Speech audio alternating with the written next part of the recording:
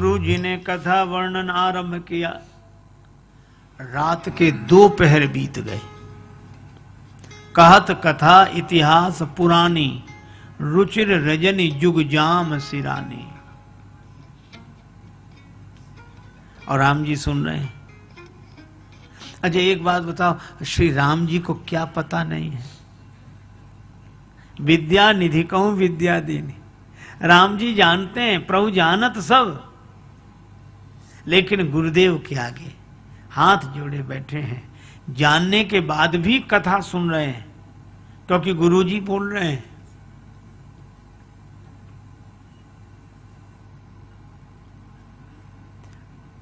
आप विचार करो, हम लोग तो आगे आगे बोलते हैं, हमें पता है अब आप ये कहोगे अब आगे ये आगे, पर राम जी असल में क्या हुआ, गुरु जी रात के 12 बजे तक बोलते रहे। उसके बाद शयन किया।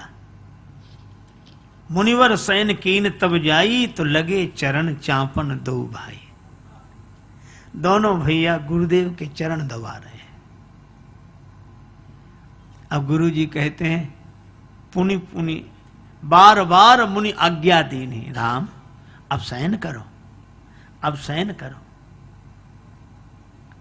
मानो गुरु जी को ये संकोच हो रहा है कि हम तो स्वयं इनके चरणों के दर्शन करने गए थे। एहू मिस देखो पद जाई, और जिनके चरणों के दर्शन के लिए गए थे वो ही हमारी चरण सेवा कर रहे हैं। तो गुरु जी को बार बार संकोच होता कि राम अब रहने दो, अब रहने दो, हो गया हो गया, अब विश्राम करो श्री राम, विश्राम करो। पर राम जी कह रहे हैं कि गुरु जी, मन ही मन कह रहे हैं कि और तो सब ठीक है, लेकिन जब गुरु जी बने हो तो यह सब तो स्वीकार करना पड़ेगा ही। यह पूरी लीला बनी है। भगवान शिष्य बनकर आए, विश्वामित्र जी गुरुदेव बनकर आए। तो एक महात्मा कहते थे कि हमारे भी 2 संबंध हैं। कुछ लोगों के हम बने हैं और किसी के हम हैं। हम हैं भगवान के और बने हैं व्यवहारिक जगत में जगत के। तो जिनके हम बने हैं उनके बन कर रहे हैं, उनसे बना कर रहे हैं, और जिनके हम हैं उनके हम हो कर रहे हैं। यही जीवन की सार्थकता है। दशा मुझ दीन की भगवन संभालोगे तो क्या होगा, अगर चरणों की सेवा में लगा लोगे तो क्या होगा। अच्छा एक बात है, यहां सब मुझसे कहते हैं तू मेरा है, तू मेरा है। मैं किसका हूं ये झगड़ा तुम मिटा दोगे तो क्या होगा। अजामिल गीध गणिका जिस दया गंगा में तरते हैं, उसी में बिंदु सा पापी मिला लोगे तो क्या होगा।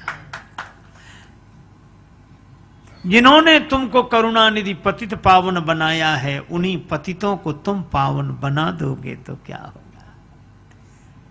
सचमुच भगवान कहते हम बने हैं, तो बनकर जो बने हैं वही लीला कर रहे हैं, चरण दबा रहे हैं। गुरुदेव ने कहा कि हम तो आपके चरणों के दर्शन के लिए गए थे। राम जी ने कहा कि गुरुदेव मुझे स्वयं आना चाहिए था महात्माओं का दुख देखकर। आपका दुख दूर करने के लिए मुझे आपके पास चलकर आना चाहिए था, यज्ञ की रक्षा करनी चाहिए थी, लेकिन मैं नहीं आ सका। आपके चरणों को चलकर मेरे पास आना पड़ा। तो आपके चरणों को चलकर मेरे पास आने में जो कष्ट हुआ, उस कष्ट के लिए मैं क्षमा मांगते हुए चरण दबा रहा हूं। यही मैं कह रहा हूं। यह है राम जी। अच्छा देखो कितनी अद्भुत बात। 12 बजे तो राम जी सोए। कब? जब गुरु जी ने बार बार मुनि आज्ञा दीनी, रघुवर जाए शयन तब कीनी। तो छोटे भैया का चांपत चरण लखन उर लाए, सभय सप्रेम परम सच उपाए। लक्ष्मण जी चरण दबा रहे हैं।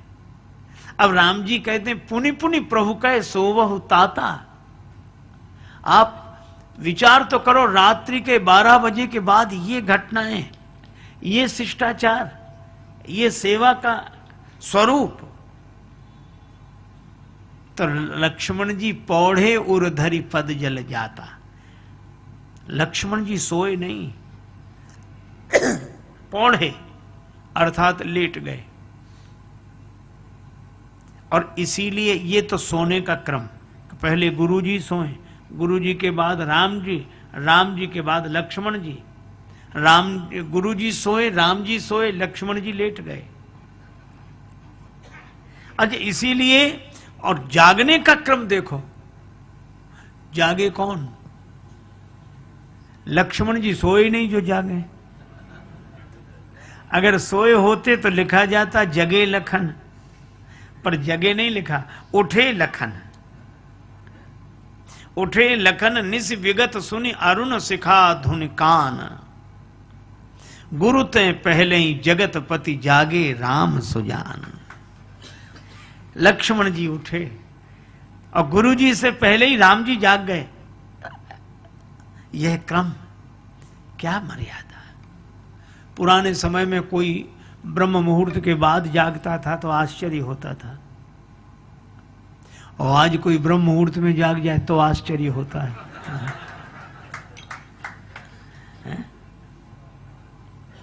अगर कोई सवेरे सवेरे जग जाए तो देखने वाले क्या बात है, आज बड़ी जल्दी है। एक महात्मा कहते थे कि जिसने ब्रह्म मुहूर्त ही नहीं देखा वो ब्रह्म को क्या देखेगा। उस समय तो जागना चाहिए। रात्रि के 4 पहर होते हैं तो चौथे पहर में तो अवश्य जाग जाए।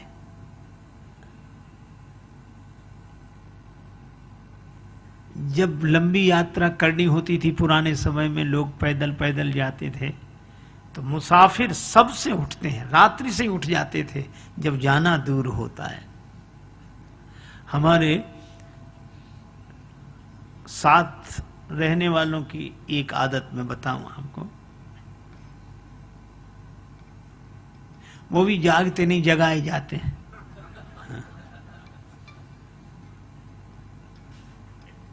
चलो, लेकिन एक बात है, जिस दिन जाना हो और उन्हें पता हो कि आज जाना है, सवेरे 4 बजे की भी ट्रेन क्यों ना हो, उस दिन वो हमें नहीं सोने देते।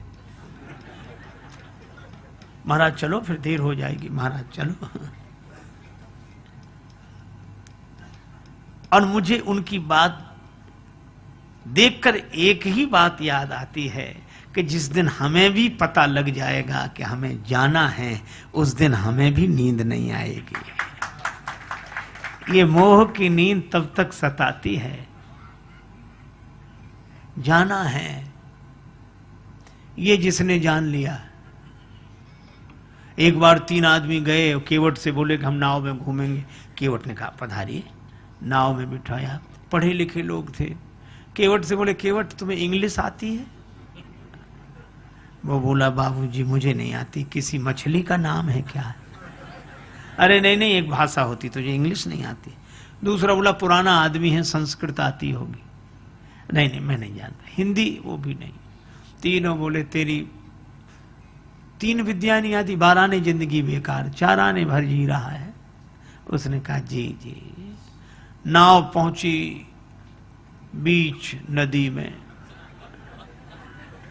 भयंकर तूफान आया, नाव लगी डगमगाने। वो बोला कि बाबूजी आपको तो सब आता है, अंग्रेजी, हिंदी, संस्कृत। हाँ, तो वो बोला कि नाव डगमगा रही है, तैरना आता है कि नहीं? तो कहा हमें तैरना तो नहीं आता। केवट बोला, तो हमारी तो 12 ने जिंदगी बेकार थी, तुम्हारी तो 16 ने जिंदगी बेकार है। पढ़ी शास्त्र सभी कुछ जान लिया, पर वास्तव में कुछ जाना नहीं। भवसागर में रहते हुए भी यदि जानते नाव चलाना नहीं। तरती जिससे तरनी तुमने, उस केवट को पहचाना नहीं। सब जानना भैरव व्यर्थ हुआ, तुमने तरना यदि जाना नहीं। तो जिसने जान लिया कि जाना है, वह जाग जाता है।